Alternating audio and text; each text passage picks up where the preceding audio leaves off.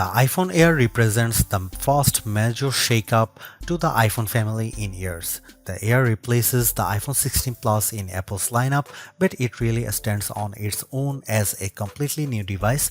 In fact, the iPhone Air really feels like a blueprint for the future as Apple nears the 20th anniversary of the original iPhone. Measuring 5.6mm, the iPhone Air is the thinnest phone in the world that's not a foldable, and yet it feels very sturdy thanks to its titanium frame. I have literally tried to bend and break this handset and it stayed intact. The Air doesn't skimp on performance either, packing an A19 Pro chip for playing demanding games and taking advantage of Apple intelligence. So what's the catch with this super slim Air?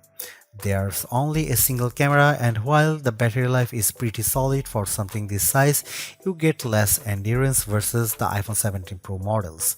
But it might still be the best phone for you, depending on what you are looking for.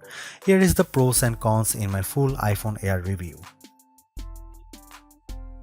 The iPhone Air starts at $1,000 for 256GB of storage. That's $100 more than the iPhone 16 Plus, but Apple is betting that you will be willing to pay a premium for a phone that's this slim and portable. There is just one problem. The iPhone 17 Pro starts at $1,099, which is just $100 more for a phone with triple cameras, a bigger battery, and an A19 Pro chip with an extra GPU core and vapor chamber cooling for better sustained performance. So you should really think about whether this stunning design is worth it. The iPhone Air has a release date of September 19. The iPhone Air is so thin and light that you are worried for its safety when you see it from across the room, but you will feel reassured when you put it in your hands. Measuring just 5.64mm thin, the iPhone Air edges out the Samsung Galaxy S25 Edge for the thinnest phone we have tested. The Air is so thin, in fact, that you might forget it's in your front pocket. Well, the whole device isn't this thin. The plateau or camera bump runs across the top of the device and jutes out. At least it doesn't wobble on a table when you press down. Apple purposely crammed all the major components into this area to make room for a larger battery down below. The iPhone Air comes in sky blue, cloud white, light gold, and black. Frankly, the black color makes the design look cheap and not as thin. I preferred the sky blue model I tested, which does a better job of showing off the Air's thin profile. Some have complained that the titanium frame is too shiny, but I don't agree. If you are worried about the durability for a phone this thin, I think you can rest easy. I saw a demo that simulated a band with 130 pounds of force and the iPhone Air shrugged it off. To further fortify the iPhone Air, Apple equipped the phone with a Ceramic Shield 2 display with 3x the scratch resistance of the previous technology and the Ceramic Shield back that's 4x more crack resistant than glass. It is worth noting that the iPhone Air has a single speaker integrated into the earpieces compared to dual speakers for the iPhone 17 and 17 Pro series. During my testing, the Air's speakers got plenty loud when listening to Apple Music, but it did sound tiny at max volume. Some have shared in our YouTube interview with Apple on the iPhone Air that they wish that this phone came in a mini size. I say there is no need, you get the best of both worlds with this device, a large 6.5-inch display in a very pocket-friendly size. And it's a pretty damn good ProMotion screen too, with a rated maximum outdoor brightness of 3000 nits, a 1 to 120Hz refresh rate, and anti-reflection tech built in. Outdoors, I put the iPhone Air up against the Galaxy S25 Edge, playing the same Begonia trailer, and Emma's tone looked brighter, plus there was less glare. The iPhone Air didn't perform quite well as in our lab testing, covering less of the DCI-P3 color space and turning in a slightly worse Delta E accuracy score. The iPhone Air features a single 48 megapixel fusion camera with 2x optical quality zoom. No telephoto, no ultra-wide, but it is a pretty strong performer based on my testing. Just don't expect much more from the 10x digital zoom. The iPhone Air does bring some cool new camera features to the table that are also available on the iPhone 17, 17 Pro and 17 Pro Max. This includes an 18 megapixel center stage front camera that leverages a square sensor to let you shoot landscape selfies without having to flip the phone in your hand. Here are some camera samples of the new iPhone Air.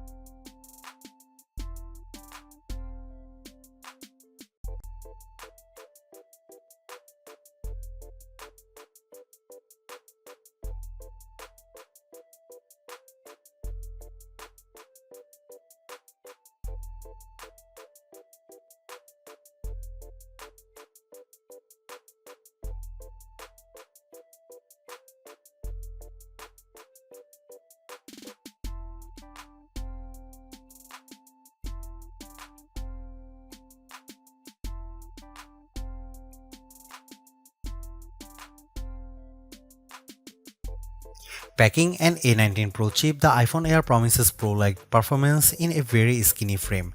And I say Pro-like because you are limited to 5 GPU cores compared to 6 for the iPhone 17 Pro and Pro Max. I enjoyed smooth performance when playing Destiny Rising, double jumping and using my grenade launcher on multiple enemies while enjoying crisp graphics. I only noticed a drop frame here and there versus the iPhone 17 Pro Max. Speaking of twice, the iPhone Air having one less GPU core does impact benchmark scores.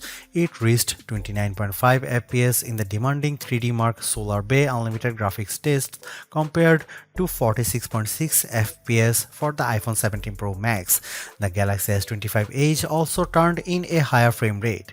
On Geekbench, which measures overall performance, the iPhone Air beats the Galaxy S25 Edge and it finished our video transcoding test 20 seconds faster. How about sustained performance? To test that, we used the 3D Mark Wildlife Extreme Stress Test, which simulates gaming for about 20 minutes. We ran it once and recorded the result, then did a second run right after that to really stress test these phones. The iPhone Air performed quite well, with stability score that beat the Galaxy S25 Edge by a fair margin in both rounds.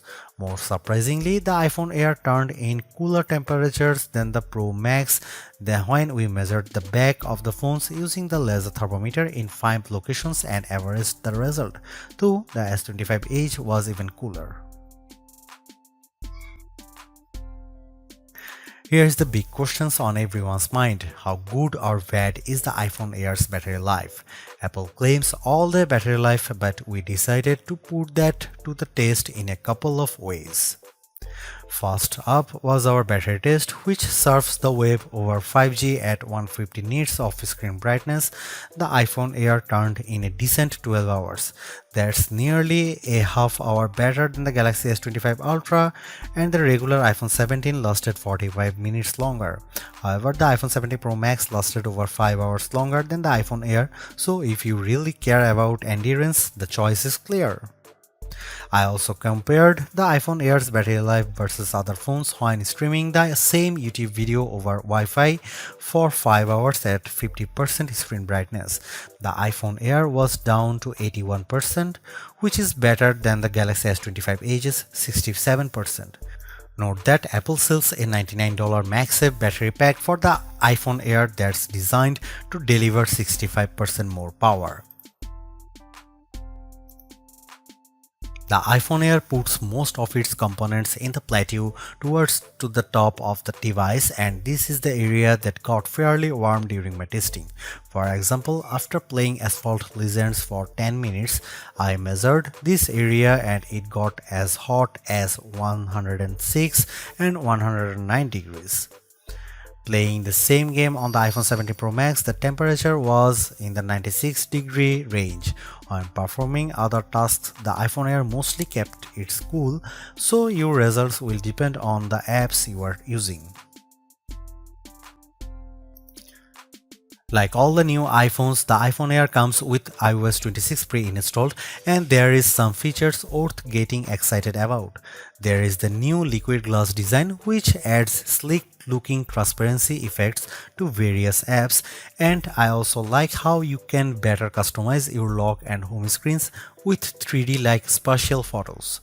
Major feature upgrades for iOS 26 come to the phone app in particular. There is a hold assist for letting your iPhone stay on hold of your until a human comes to the phone, and call screening will help keep scammers away. I also appreciate the ability to add backgrounds to messages as well as add polls. Apple Intelligence just isn't that exciting right now as we wait for the new Siri to be fully backed coming in 2026, but there are some noteworthy AI upgrades. For example, with visual intelligence, you can easily look up anything in a screenshot via Google, such as that new pair of shoes that caught your eye, and you can also ask questions about whatever on your screen via ChatGPT. However, this feature feels like it involves too many steps versus Gemini Live, which analyzes your screen without having to take a screenshot, and you can have a live voice conversation with Google's Assistant at the same time. I am torn about the iPhone Air as its remarkable piece of engineering. This design is amazingly thin and light, and Apple deserves serious credit for making it so durable. It feels so strong, I don't think I would bother with a case. I also like how well the iPhone Air performs. No, it doesn't have the graphics might or sustained performance of the iPhone 17 Pro or Pro Max, but it's faster than the Galaxy S25 Edge and remains fairly cool under pressure, and it offers better sustained performance than Samsung's slim phone. However, I don't like the shoppers have to give up both an ultra-wide lens and telephoto zoom with the iPhone Air. At least Samsung gives you an ultra-wide camera that enables macro photography, but the iPhone Air's main 48 megapixel camera is very good overall. Apple left some other features on the cutting room floor as well, as such as fast charging and cinematic mode for video, so in sometimes the Air feels more like an iPhone Lite.